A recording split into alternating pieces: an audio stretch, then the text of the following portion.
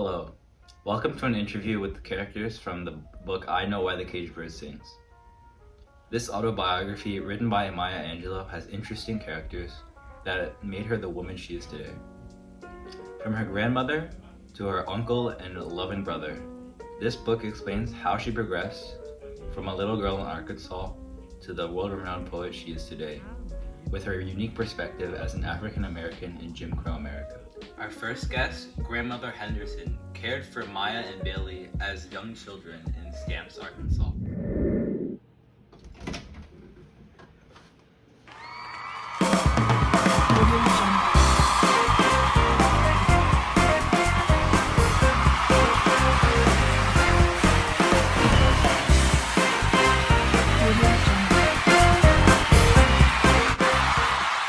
Hello, how are you, Miss Henderson? I'm doing very good. How about you? I'm doing fine too. Next up, we have Uncle Willie.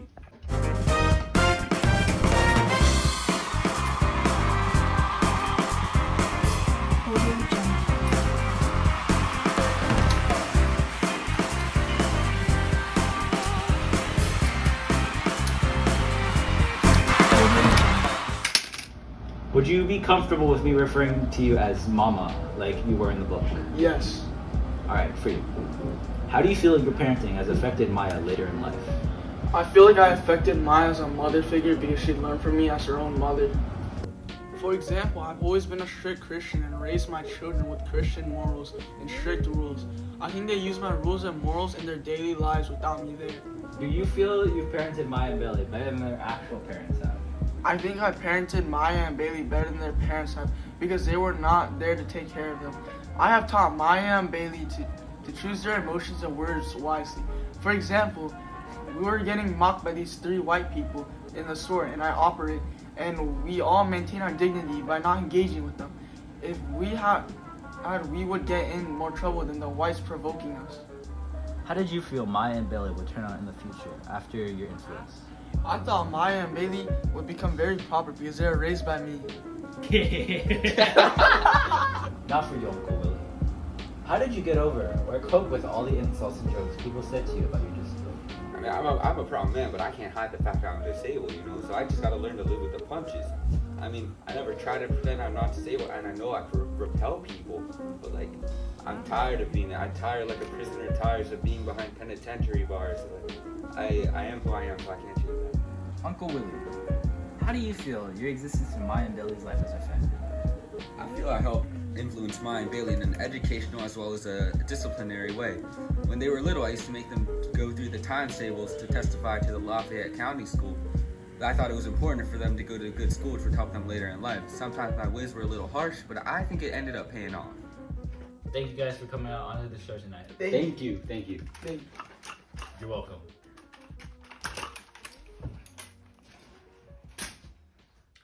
Next up, we have the siblings, Bailey and Maya.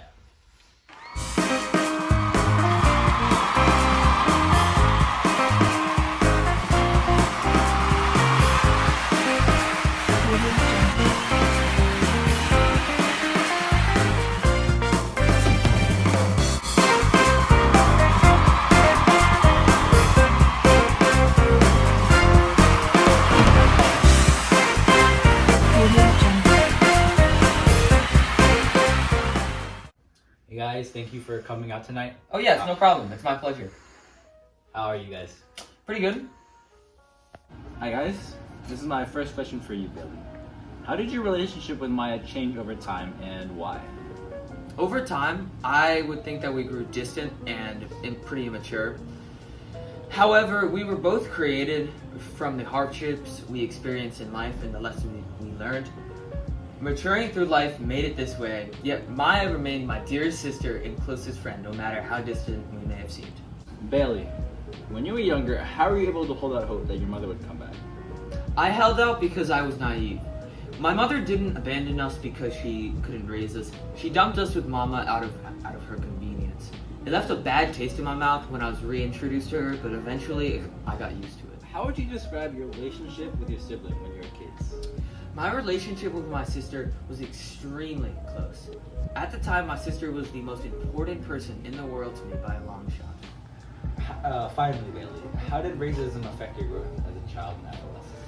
As a young child and adolescent, I was ignorant of the way I was seen differently, but I quickly became aware of the dangers I would be exposed to simply for being black. Constantly being wary of white supremacist groups became normal-place to me. This threatening environment definitely put a damper on my growth. Now, on to you, Maya. Who is the most important person in your life, and who do you think has influenced you the most? I think my grandmother, Mama, has been the most influential person in my life. Whenever I needed protection, she was there, and from when I was a child to when I was a grown adult. Maya, how do you feel racism has affected your growth as a child and as an adolescent? When I was younger, I didn't see white people as people. They were just things that you saw on the TV, because most of my conflicts with them were negative, like in the store. But as the civil rights movement pushed in Arkansas, I've had better relationships with them. Maya, how do you feel the country has changed since you were a child in terms of racism? I think that as America, we've improved a lot with racism, but there are some moments right now that remind me of the racism that happened when I was a young child. But overall, I think we've made steps, but there's still steps to be made. Finally, Maya, you have endured some really horrible things, primarily at the hands of men. For example, your mother's boyfriend had sexually assaulted you. How do you feel gender relations have progressed? As a young black woman in Arkansas, I could notice that I didn't have the same rights as black men or white women, and my intersectionality gave me a different perspective from both of them. And I see that both the women's rights movement and the civil rights movement have pushed for better rights. But I think same thing about racism. I think that we have made a lot of steps in the right direction, but there's still a lot of steps to be made, especially for a black woman like me. Thank you for joining us tonight with this interview of the characters from I Know Why the Caged Bird Sings. Let's give it up one last time for our 4 guests tonight.